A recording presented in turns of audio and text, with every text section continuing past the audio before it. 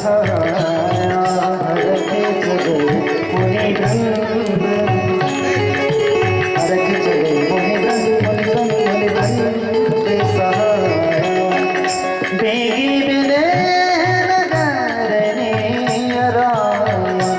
बेगी बिले नगर रखे जगह मुनि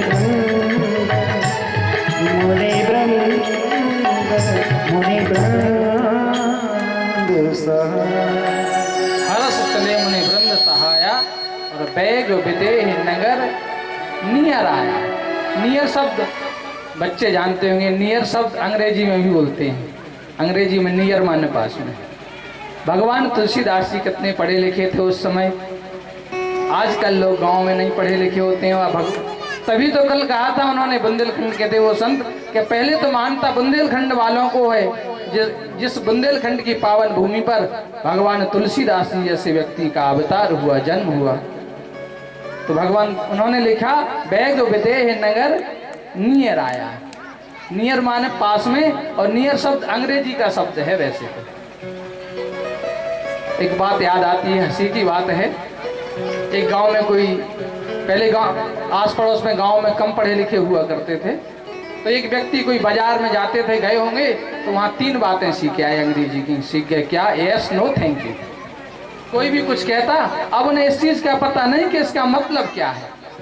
कोई उनसे बात करे, बोलने आ जाए तो कहते हैं यस। अब ये पता नहीं है कि बोल किस चीज़ के लिए रहा। थोड़ी देर बाद कह दें नो। अब हो सकता है कि वो कह रहा है खाना खा लो, ये कहते हैं कि नो। थोड़ी देर बाद और कोई चर्चा करे, उसके थैंक यू। उसकी परिभाषा पता नहीं कि वो शब्द सीखे उन्होंने, एस, नो, थैंक यू। अब बहुत समय की बात, वो बाजार में गए। बाजार में गए तो किसी दुकान पर खड़े थे, उसी दुकानदार की चोरी हो गई थी। अभी जो व्यक्ति वहां खड़ा होगा तो सबसे पहले उसी से पूछेंगे। तो उसने कहा क्यों भाई, यहाँ से चोरी किया तुमने? तो बोले यस। अब ये नहीं समझा कि पूछ क्या रहा है, और इस चीज से कह दिया उन्होंने कि मैं बाजार में आया हूं, तो बाजार वालों से तो अंग्रेजी में बात की जाती है। तो अंग्रेजी में बात करने लगे, सो कहते हैं। उसने कहा क्यों, तुमने चोरी की है? बोले यस। तो उन्होंने कहा कि लाओ, चोरी की है, पैसा हमें दे दो। लाओ, क्या चोरी की? जितने चोरी की लाओ पैसा। कहने लगा नो।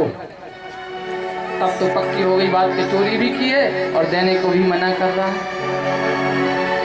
क्यों? बोले तुम्हें पकड़ के इतनी पिटाई करवाएंगे और पुलिस को बुलाते हैं, जेल भिजवा देंगे। तो बोला थैंक यू। अब तो साहब निश्चित चोर पकड़ गया। तो हमें किसी शब्द को सीखने से पहले, सुनने से पहले उसकी परिभाषा को समझना चाहिए।